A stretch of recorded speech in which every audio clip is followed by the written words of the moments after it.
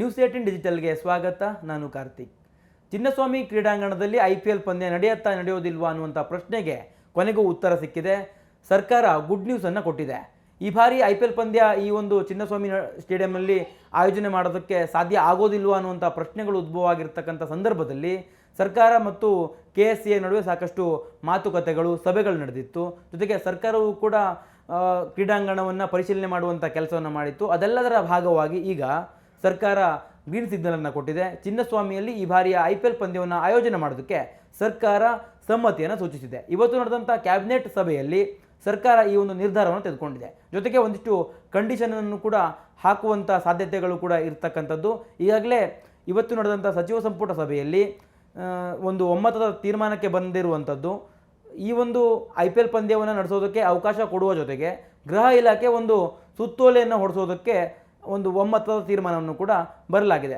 ಗೃಹ ಇಲಾಖೆ ಇನ್ನೊಂದೆರಡು ದಿನಗಳಲ್ಲಿ ಒಂದಿಷ್ಟು ಸುದೀರ್ಘವಾಗಿರುವಂಥ ಸುತ್ತೋಲೆಯನ್ನು ಹೊರಡಿಸುವಂಥ ಸಾಧ್ಯತೆ ಇರ್ತಕ್ಕಂಥದ್ದು. ಅಂದರೆ ಆ ಒಂದು ಸುತ್ತೋಲೆಯಲ್ಲಿ ಚಿನ್ನಸ್ವಾಮಿ ಕ್ರೀಡಾಂಗಣದಲ್ಲಿ ಪಂದ್ಯವನ್ನು ಆಯೋಜನೆ ಮಾಡಬೇಕಾದಂಥ ಸಂದರ್ಭದಲ್ಲಿ ಯಾವ ರೀತಿಯ ಮುನ್ನೆಚ್ಚರಿಕಾ ಕ್ರಮಗಳನ್ನು ಅನುಸರಿಸಬೇಕು ಅನ್ನುವಂಥ ರೀತಿಯಲ್ಲಿ ಸುತ್ತೋಲೆಯೂ ಕೂಡ ಇರಲಿದೆ. ಇದರ ಜೊತೆಗೆ ಈಗಾಗಲೇ ಏನು ಈ ಒಂದು ಕಮಿಟಿಗಳನ್ನು ರಚನೆ ಮಾಡಲಾಗಿತ್ತಲ್ಲ, ಕುನ್ನಾ ವರದಿಯನ್ನು ಕೊಟ್ಟಿತ್ತು ಕುನ್ನಾ ಸಮಿತಿ, ಹಾಗೆ ಮಹೇಶ್ವರ ರಾವ್ ನೇತೃತ್ವದ ಕಮಿಟಿಯನ್ನು ಕೂಡ ಮಾಡಲಾಗಿತ್ತು. ಆ ಒಂದು ಕಮಿಟಿಯು ಕೂಡ ಕೆಲವೊಂದಿಷ್ಟು ವರದಿಯನ್ನು ಕೊಟ್ಟಿತ್ತು. ಆ ವರದಿಯಲ್ಲಿ ಇರ್ತಕ್ಕಂಥ ಅಂಶಗಳ ಆಧಾರದ ಮೇಲೆ ಇವತ್ತು ಚರ್ಚೆ ನಡೆದಿತ್ತು ಸಚಿವ ಸಂಪುಟ ಸಭೆಯಲ್ಲಿ.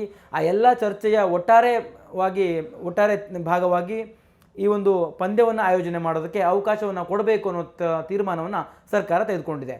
ಮುಂದಿನ ಏನು IPL ಪಂದ್ಯ ಏನು ಆಯೋಜನೆ ಮಾಡುವಂಥ ಸಂದರ್ಭದಲ್ಲಿ ಈಗಾಗಲೇ ಕೆಲವೊಂದಿಷ್ಟು ಸೂಚನೆಗಳನ್ನು ಏನು ಕೊಡಲಾಗಿತ್ತಲ್ಲ, ಆ ಒಂದು ಸೂಚನೆಗಳನ್ನು, ಸುರಕ್ಷತಾ ಕ್ರಮಗಳನ್ನು KSCA ಅನುಸರಿಸಬೇಕಾಗಿದೆ. ಜೊತೆಗೆ ಅದನ್ನು 3 ಹಂತದಲ್ಲಿ ಮಾಡೋದಕ್ಕೆ ಅವಕಾಶವನ್ನು ಕೂಡ ಸರ್ಕಾರ ಕೊಟ್ಟಿದೆ. ಕುನ್ನಾ ವರದಿ ಇರ್ಬೋದು, ಮಹೇಶ್ವರ ರಾವ್ ಕಮಿಟಿ ಇರ್ಬೋದು, ಒಂದಿಷ್ಟು ಶಿಫಾರಸುಗಳನ್ನು ಮಾಡಿತ್ತು. ಸುರಕ್ಷತಾ ವಿಧಾನಗಳಿಗೆ ಸಂಬಂಧಪಟ್ಟಂತೆ ಒಂದಿಷ್ಟು ಶಿಫಾರಸನ್ನೇನು ಮಾಡಿತ್ತಲ್ಲ, ಆ ಒಂದು ಶಿಫಾರಸನ್ನು 3 ಹಂತದಲ್ಲಿ ಅನುಷ್ಠಾನ ಮಾಡೋದಕ್ಕೆ ಈಗಾಗಲೇ ಸರ್ಕಾರ ಅವಕಾಶವನ್ನು ಕೂಡ ಕೊಟ್ಟಿದೆ. ಅಂದರೆ ಇದು KSCAಗೂ ಕೂಡ ಎಲ್ಲೊಂದು ಕಡೆ ಸರ್ಕಾರ ಒಂದಿಷ್ಟು ಅವಕಾಶವನ್ನು ಕೊಟ್ಟಂತೆ ಆಗತ್ತೆ, ಕಾಲಾವಕಾಶವನ್ನು ಕೊಟ್ಟಂತೆ ಆಗತ್ತೆ. ಅಲ್ಲಿ ಯಾವ್ಯಾವ ರೀತಿಯ ಮಾರ್ಪಾಡುಗಳನ್ನು ಕ್ರೀಡಾಂಗಣದಲ್ಲಿ ಮಾಡಬೇಕಿತ್ತು ಅದೆಲ್ಲದಕ್ಕೂ ಕೂಡ ಸಾಕಷ್ಟು ಸಮಯಾವಕಾಶವನ್ನು ಕೂಡ ಕೊಟ್ಟಂತಾಗಿದೆ. 3 ಹಂತದಲ್ಲಿ KSCA ಕ್ರೀಡಾಂಗಣದಲ್ಲಿ ಕೆಲವೊಂದಿಷ್ಟು ಬದಲಾವಣೆಗಳನ್ನು ಮಾಡಬೇಕಾಗಿದೆ. ಈಗಾಗಲೇ KSCA ಚಿನ್ನಸ್ವಾಮಿ ಕ್ರೀಡಾಂಗಣದ ಗೇಟ್ಗಳನ್ನು ಕೂಡ ಅಗಲೀಕರಣ ಮಾಡುವಂಥ ಕೆಲಸವನ್ನು ಮಾಡ್ತಾ ಇದೆ. ಅದರ ಜೊತೆಗೆ ಬೇರೆ ಬೇರೆ ಶಿಫಾರಸುಗಳನ್ನು ಕುನ್ನಾ ಸಮಿತಿಯನ್ನು ಮಾಡಿತ್ತು, ಹಾಗೆ ಮಹೇಶ್ವರ ರಾವ್ ಕಮಿಟಿಯನ್ನು ಕೊಟ್ಟಿತ್ತು. ಅದೆಲ್ಲವನ್ನು ಕೂಡ 3 ಹಂತದಲ್ಲಿ ಮಾಡೋದಕ್ಕೆ ಸರ್ಕಾರ ಶಿಫಾರಸನ್ನು ಮಾಡಿದೆ, ಸರ್ಕಾರ ಸೂಚನೆಯನ್ನು ಕೊಟ್ಟಿದೆ. IPL ಪಂದ್ಯ ನಡೆಯುವಂಥ ಸಂದರ್ಭದಲ್ಲಿಯೂ ಕೂಡ ಸುರಕ್ಷತಾ ಕಾಮಗಾರಿಗಳನ್ನು ನಿರಂತರವಾಗಿ ಮಾಡಬೇಕು ಅನ್ನುವಂಥ ಒಂದು ಕಟ್ಟುನಿಟ್ಟಿನ ಸೂಚನೆಯನ್ನು ಕೂಡ ಸರ್ಕಾರ ಕೊಟ್ಟಿದೆ. ಇದರ ಜೊತೆಗೆ 35,000ಕ್ಕಿಂತಲೂ ಹೆಚ್ಚು ಪ್ರೇಕ್ಷಕರನ್ನು ಈ ಒಂದು ಪಂದ್ಯಗಳಿಗೆ ಇಲ್ಲಿ ಅಲೋ ಮಾಡಬಾರ್ದು, ಅವಕಾಶವನ್ನು ಕೊಡಬಾರ್ದು ಅನ್ನುವಂಥ ರೀತಿಯಲ್ಲಿಯೂ ಕೂಡ ಸಚಿವ ಸಂಪುಟ ಸಭೆಯಲ್ಲಿ ತೀರ್ಮಾನವನ್ನು ತೆಗೆದುಕೊಳ್ಳಲಾಗಿದೆ. ಇಲ್ಲಿ ಪ್ರಮುಖವಾಗಿ ಗಮನಿಸಬೇಕು, ಈ ಬಾರಿ IPL ಪಂದ್ಯದ ಉದ್ಘಾಟನಾ ಪಂದ್ಯವೂ ಕೂಡ ಚಿನ್ನಸ್ವಾಮಿ ಕ್ರೀಡಾಂಗಣದಲ್ಲಿ ಆಗುವಂಥ ಸಾಧ್ಯತೆಗಳು ಕೂಡ ದಟ್ಟವಾಗಿದೆ. ಯಾವ ಕಾರಣಕ್ಕಾಗಿ ಅಂದರೆ ಪ್ರತಿ ವರ್ಷ IPL ಅನ್ನು ಯಾವ ಒಂದು ತಂಡ ಗೆಲ್ಲತ್ತೋ ಆ ಒಂದು ತಂಡ ತನ್ನ ಹೋಮ್ ಗ್ರೌಂಡ್ನಲ್ಲಿ ಮುಂದಿನ IPL ಆಯೋಜನೆಯ ಏನು ಪ್ರಥಮ ಮ್ಯಾಚನ್ನು ಮಾಡಲಾಗತ್ತೆ. ಅದೇ ಒಂದು ರೀತಿಯಲ್ಲಿ ಗಮನಿಸ್ತಾ ಹೋಗೋದಾದರೆ ಕಳೆದ ಬಾರಿ RCB ಚಾಂಪಿಯನ್ ಆಗಿತ್ತು. ಆ ಒಂದು ಕಾರಣಕ್ಕಾಗಿ ಬೆಂಗಳೂರಿನಲ್ಲಿ ಚಿನ್ನಸ್ವಾಮಿ ಕ್ರೀಡಾಂಗಣ RCBಯ ಹೋಮ್ ಗ್ರೌಂಡ್ ಆದರೆ ಅದೇ ಒಂದು ಕ್ರೀಡಾಂಗಣದಲ್ಲಿಯೇ IPLನ ಉದ್ಘಾಟನಾ ಪಂದ್ಯ ಆಯೋಜನೆ ಆಗುವಂಥ ಸಾಧ್ಯತೆ ದಟ್ಟವಾಗಿದೆ. ಆ ಆಯೋಜನೆ ಪಂದ್ಯವನ್ನು ಕೂಡ ಇಲ್ಲೇ ಮಾಡೋದಕ್ಕೆ KSCA ಸಾಕಷ್ಟು ಸಿದ್ಧತೆಗಳನ್ನು ಮಾಡಿಕೊಳ್ತಾ ಇತ್ತು. ಜೊತೆಗೆ ಅದನ್ನು ಕೂಡ ಇಲ್ಲಿ ಮಾಡೋದಕ್ಕೆ ಸರ್ಕಾರದ ಪರವಾನಗಿಯನ್ನು ಕೂಡ ಇವತ್ತು KSCA ಪಡ್ಕೊಂಡಿದೆ. ಒಟ್ಟಾರೆಯಾಗಿ ಸರ್ಕಾರದ ತೀರ್ಮಾನ ಏನಾಗಿರುತ್ತೆ ಅನ್ನುವಂಥ ಕುತೂಹಲಗಳು ಸಾಕಷ್ಟಿತ್ತು. ಜೊತೆಗೆ RCB ಮ್ಯಾನೇಜ್ಮೆಂಟ್ಗೂ ಕೂಡ ಸಾಕಷ್ಟು ಎಲ್ಲ ಒಂದು ಕಡೆ ಸರ್ಕಾರ ಯಾವ ರೀತಿಯ ನಿರ್ಧಾರವನ್ನು ತೆಗೆದುಕೊಳ್ಳುತ್ತೆ, ಅಥವಾ ಅವಕಾಶವನ್ನು ಕೊಡುವ ಜೊತೆಗೆ ಕಟ್ಟುನಿಟ್ಟಿನ ಅಥವಾ ಸಾಕಷ್ಟು ಕ್ಲಿಷ್ಟಕರವಾಗಿರುವಂತಹ ನಿಯಮಗಳೇನಾದರೂ ಹೇರುತ್ತಾ ಅನ್ನುವಂಥ ರೀತಿಯಲ್ಲಿ RCBಯು ಕೂಡ ಅಥವಾ RCBಯ ಮ್ಯಾನೇಜ್ಮೆಂಟ್ ಕೂಡ ಸಾಕಷ್ಟು ಚಿಂತನೆಯಲ್ಲಿತ್ತು. ಆ ಒಂದು ಚಿಂತೆಯಲ್ಲಿದ್ದಂಥ ಸಂದರ್ಭದಲ್ಲಿ RCBಯ ಮ್ಯಾನೇಜ್ಮೆಂಟ್ನೊಂದಿಗೆ KSCA ಪದಾಧಿಕಾರಿಗಳ ಸಮ್ಮುಖದಲ್ಲಿ ಗೃಹ ಸಚಿವ ಪರಮೇಶ್ವರ್ ಅವರು ಕೂಡ ಒಂದು ಸಭೆಯನ್ನು ಮಾಡಿದರು. ಆ ಸಭೆಯಲ್ಲಿ ಏನೆಲ್ಲ ಚರ್ಚೆಗಳಾಯ್ತಲ್ಲ, ಆ ಎಲ್ಲ ಚರ್ಚೆಗಳು ಜೊತೆಗೆ ಅಲ್ಲಿ ಬಂದಿರತಕ್ಕಂಥ ವರದಿಯ ಶಿಫಾರಸುಗಳು ಅದೆಲ್ಲವನ್ನು ಕೂಡ RCBಯ ಮ್ಯಾನೇಜ್ಮೆಂಟ್ನ ಸಮ್ಮುಖದಲ್ಲಿಯೇ ಗೃಹ ಸಚಿವರು ಚರ್ಚೆಯನ್ನು ಮಾಡಿದರು.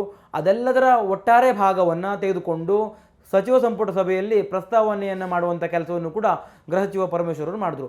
ಗೃಹ ಸಚಿವ ಪರಮೇಶ್ವರ್ ಅವರು ಈ ವಿಚಾರವನ್ನು ಪ್ರಸ್ತಾಪ ಮಾಡಿದ ನಂತರದಲ್ಲಿ ಸಚಿವ ಸಂಪುಟ ಒಮ್ಮತದ ಒಂದು ನಿರ್ಧಾರವನ್ನು ಕೂಡ ತೆಗೆದುಕೊಂಡು ಆ ಒಂದು ನಿರ್ಧಾರದಲ್ಲಿ ಪ್ರಮುಖವಾಗಿ ಕೆಲವೊಂದಿಷ್ಟು ಕಂಡೀಷನ್ಗಳನ್ನು ಇಟ್ಟು ಅಲ್ಲಿ ಪಂದ್ಯವನ್ನು ಆಯೋಜನೆ ಮಾಡೋದಕ್ಕೆ ಸಚಿವ ಸಂಪುಟದ ಎಲ್ಲ ಸಹೋದ್ಯೋಗಿಗಳು ಕೂಡ ಅಲ್ಲಿ ಒಮ್ಮತದ ನಿರ್ಧಾರವನ್ನು ತೆಗೆದುಕೊಂಡರು. ಸಚಿವ ಸಂಪುಟವು ಕೂಡ ಅನುಮೋದನೆಯನ್ನು ಕೊಟ್ಟಿದೆ. ಈಗ ಗೃಹ ಇಲಾಖೆ ಯಾವ ರೀತಿಯ ಆದೇಶವನ್ನು ಮಾಡುತ್ತೆ ಅನ್ನುವಂಥದ್ದು ಭಾಳ ಕುತೂಹಲ ಇರತಕ್ಕಂಥದ್ದು. ಯಾಕಂದರೆ ಸಚಿವ ಸಂಪುಟ ಸಭೆಯಲ್ಲಿ ಒಂದು ಗ್ರೀನ್ ಸಿಗ್ನಲನ್ನು ಕೊಡುವ ಜೊತೆಗೆ ಗೃಹ ಇಲಾಖೆಗೆ ಎಲ್ಲ ರೀತಿಯ ಒಂದಿಷ್ಟು ನಿರ್ಧಾರವನ್ನು ತೆಗೆದುಕೊಳ್ಳೋದಕ್ಕೆ ಅವಕಾಶವನ್ನು ಮಾಡಿಕೊಳ್ಳಲಾಗಿದೆ.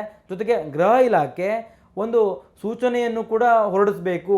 ಅಲ್ಲಿ ಪಂದ್ಯವನ್ನು ಆಯೋಜನೆ ಮಾಡುವಂಥ ಸಂದರ್ಭದಲ್ಲಿ ಯಾವ್ಯಾವ ರೀತಿಯ ಕಟ್ಟುನಿಟ್ಟಿನ ಕ್ರಮಗಳನ್ನು ಅನುಸರಿಸಬೇಕು, ಜೊತೆಗೆ ಎರಡೂ ಕಮಿಟಿಯ ವರದಿಯನ್ನು ಆಧರಿಸಿ ಏನೆಲ್ಲ ಮಾರ್ಪಾಡುಗಳನ್ನು ಯಾವ ಅವಧಿಯ ಒಳಗೆ ಮಾಡಬೇಕು ಅನ್ನುವಂಥ ರೀತಿಯಲ್ಲಿಯೂ ಕೂಡ ಒಂದು ಸುದೀರ್ಘವಾಗಿರುವಂಥ ಆದೇಶವನ್ನು ಮಾಡೋದಕ್ಕೆ ಈಗಾಗಲೇ ಸಚಿವ ಸಂಪುಟದಲ್ಲಿ ನಿರ್ಧಾರ ಆಗಿರುವಂಥ ಕಾರಣಕ್ಕಾಗಿ ಇನ್ನೊಂದೆರಡು ದಿನಗಳಲ್ಲಿ ಸಚಿವ ಸಂಪುಟದ ನಿರ್ಧಾರದಂತೆ ಗೃಹ ಇಲಾಖೆ ಒಂದು ಆದೇಶವನ್ನು ಹೊರಡಿಸುತ್ತೆ. ಆ ಆದೇಶದಲ್ಲಿ ಯಾವ ರೀತಿಯ ಅಂಶಗಳಿರ್ತವೆ, ಅದೇನಾದರೂ RCB ಮ್ಯಾನೇಜ್ಮೆಂಟ್ಗೆ ಅಥವಾ KSCಗೆ ಮಾರಕ ಆಗುವಂಥ ರೀತಿಯಲ್ಲಿ ಇರುತ್ತಾ ಅಥವಾ ಅವ್ರಿಗೆ ಇನ್ನಷ್ಟು ಕ್ಲಿಷ್ಟಕರ ಆಗುವಂಥ ರೀತಿಯಲ್ಲಿ ಇರುತ್ತಾ ಅನ್ನುವಂಥ ಪ್ರಶ್ನೆಗಳು ಕೂಡ ಇದೆ. ಆದರೆ ಈಗ ಸರ್ಕಾರ ತೆಗೆದುಕೊಂಡಿರ್ತಕ್ಕಂಥ ನಿರ್ಧಾರದ ಪ್ರಕಾರ ಒಂದಿಷ್ಟು ಅವಕಾಶವನ್ನು ಮಾಡಿಕೊಡಬೇಕು ಅನ್ನುವಂಥ ರೀತಿಯಲ್ಲಿ, ಅಂದರೆ ಪಂದ್ಯ ಆಯೋಜನೆ ಮಾಡೋದಕ್ಕೆ ಯಾವೆಲ್ಲ ರೀತಿಯ ಸಾಧ್ಯತೆಗಳಿದೆವೋ ಆ ಎಲ್ಲ ಸಾಧ್ಯತೆಗಳನ್ನು ಸರ್ಕಾರ ಮಾಡುತ್ತೆ ಅನ್ನುವಂಥ ರೀತಿಯಲ್ಲಿಯೇ ತನ್ನ ನಿರ್ಧಾರವನ್ನು ಸಚಿವ ಸಂಪುಟದಲ್ಲಿ ತೆಗೆದುಕೊಂಡಿರುವಂಥ ಕಾರಣಕ್ಕಾಗಿ ಒಂದಿಷ್ಟು ನಿಯಮಗಳನ್ನು ಅಳವಡಿಸಿಕೊಂಡು ಎಲ್ಲ ಸುರಕ್ಷತಾ ಕ್ರಮಗಳನ್ನು ಅಳವಡಿಸಿಕೊಂಡು ಅಲ್ಲಿ ಪಂದ್ಯವನ್ನು ಆಯೋಜನೆ ಮಾಡೋದಕ್ಕೆ ಗೃಹ ಇಲಾಖೆ ಅವಕಾಶವನ್ನು ಮಾಡಿಕೊಡುವಂಥ ಸಾಧ್ಯತೆ ದಟ್ಟವಾಗಿದೆ. ಒಟ್ಟಾರೆಯಾಗಿ RCB ಅಭಿಮಾನಿಗಳು 2026ರ IPL ಪಂದ್ಯವನ್ನು ನಾವು ಅಂದರೆ RCBಯ ಅಭಿಮಾನಿಯಾಗಿ ಬೇರೆ ಒಂದು ಸ್ಥಳದಲ್ಲಿ ಅಥವಾ ಬೇರೆ ಯಾವುದೋ ಒಂದು ರಾಜ್ಯದಲ್ಲಿ ಇರುವಂಥ ಕ್ರೀಡಾಂಗಣದಲ್ಲಿ ನಾವು ನೋಡಬೇಕಾಗಬಹುದಾ ಅನ್ನುವಂಥ ರೀತಿಯಲ್ಲಿ ಗೊಂದಲದಲ್ಲಿದ್ದರು. ಜೊತೆಗೆ RCB ಮ್ಯಾನೇಜ್ಮೆಂಟ್ ಕೂಡ ನವಿ ಮುಂಬೈ ಇರ್ಬೋದು, ಹಾಗೆ ಬೇರೆ ಬೇರೆ ರಾಜ್ಯದ ಕ್ರೀಡಾಂಗಣವನ್ನು ಕೂಡ ಹೋಗಿ ಪರಿಶೀಲನೆಯನ್ನು ಮಾಡಿ ಬಂದಿತ್ತು. ಇಂಥ ಒಂದು ಸಂದರ್ಭದಲ್ಲಿ ಬೆಂಗಳೂರಿನಲ್ಲಿ ಪಂದ್ಯ ಆಗತ್ತಾ ಹಾಗಿದ್ರೆ ಅನ್ನುವಂಥ ರೀತಿಯಲ್ಲಿ ಸಾಕಷ್ಟು ಪ್ರಶ್ನೆಗಳು ಉದ್ಭವವಾಗಿತ್ತು.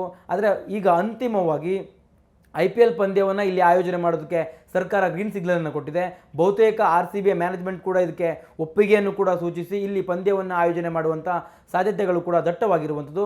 ಒಟ್ಟಾರೆಯಾಗಿ ಕಳೆದ ವರ್ಷ ಏನು ಕೈ ಘಟನೆ ನಡೆದಿತ್ತಲ್ಲ, 11 ಜನ ಅಭಿಮಾನಿಗಳು ಸಾವನ್ನಪ್ಪಿದ್ರಲ್ಲ, ಆ ಒಂದು ಕೈ ಘಟನೆಯನ್ನು ಮರೆತು ಸರ್ಕಾರ RCBಗೆ ಅವಕಾಶವನ್ನು ಮಾಡಿಕೊಡ್ತಾ ಇದೆ, KSCಗೆ ಅವಕಾಶವನ್ನು ಮಾಡಿಕೊಡ್ತಾ ಇದೆ. ಎಲ್ಲ ಸುರಕ್ಷತಾ ಕ್ರಮಗಳನ್ನು ಅನುಸರಿಸಿಕೊಂಡು ನೀವು ಈ ಬಾರಿಯ ಪಂದ್ಯವನ್ನು ಆಯೋಜನೆ ಮಾಡೋದಕ್ಕೆ ಸರ್ಕಾರ ಸಮ್ಮತಿಯನ್ನು ಕೊಟ್ಟಿದೆ ಅನ್ನುವಂಥ ನಿರ್ಧಾರವನ್ನು ಇವತ್ತಿನ ಕ್ಯಾಬಿನೆಟ್ನಲ್ಲಿ ಈ ಸರ್ಕಾರ ತನ್ನ ನಿರ್ಧಾರವನ್ನು ಕೂಡ ಸ್ಪಷ್ಟಪಡಿಸಿರ್ತಕ್ಕಂಥದ್ದು. ಒಟ್ಟಾರೆಯಾಗಿ RCB ಮತ್ತು KSCA ಯಾವ ರೀತಿಯಾಗಿ ಈ ಒಂದು ಸರ್ಕಾರದ ನಿರ್ಧಾರದಂತೆ ಒಂದಿಷ್ಟು ಸುರಕ್ಷಿತ ಕ್ರಮಗಳನ್ನು ಅಳವಡಿಸಿಕೊಂಡು ಅವರು ಪಂದ್ಯವನ್ನು ಕೂಡ ಆಯೋಜನೆ ಮಾಡಬೇಕಾಗಿದೆ. ಜವಾಬ್ದಾರಿಯೂ ಕೂಡ KSCA ಮತ್ತು RCB ಮ್ಯಾನೇಜ್ಮೆಂಟ್ ಮೇಲಿದೆ. ಜೊತೆಗೆ ಸರ್ಕಾರವು ಕೂಡ ಅಂದರೆ ಈ ಒಂದು ಶಿಫಾರಸುಗಳನ್ನೇನು ಮಾಡಿದೆಯಲ್ಲ, ಕೆಲವೊಂದಿಷ್ಟು ಆದೇಶಗಳನ್ನು ಕೂಡ ಮಾಡ್ತೇವೆ ನಿಯಮಗಳನ್ನು ಅನ್ನುವಂಥದ್ದನ್ನು, ಆ ಎಲ್ಲ ನಿಯಮಗಳ ಪಾಲನೆ ಆಗ್ತಾ ಇದೆಯಾ ಇಲ್ವಾ ಅನ್ನುವಂಥದ್ದನ್ನು ಕೂಡ ನಿರಂತರವಾಗಿ ಮಾನಿಟರ್ ಮಾಡ್ತೇವೆ ಅನ್ನುವಂಥ ರೀತಿಯಲ್ಲೂ ಕೂಡ ಸರ್ಕಾರ ತನ್ನ ನಿರ್ಧಾರವನ್ನು ತೆಗೆದುಕೊಂಡಿದೆ. ಕ್ಯಾಮರಾ ಪರ್ಸನ್ ನೂರಮ್ಮ ಜೊತೆ ಕಾರ್ತಿಕ್, ನ್ಯೂಸ್ 18 ಕನ್ನಡ, ಬೆಂಗಳೂರು.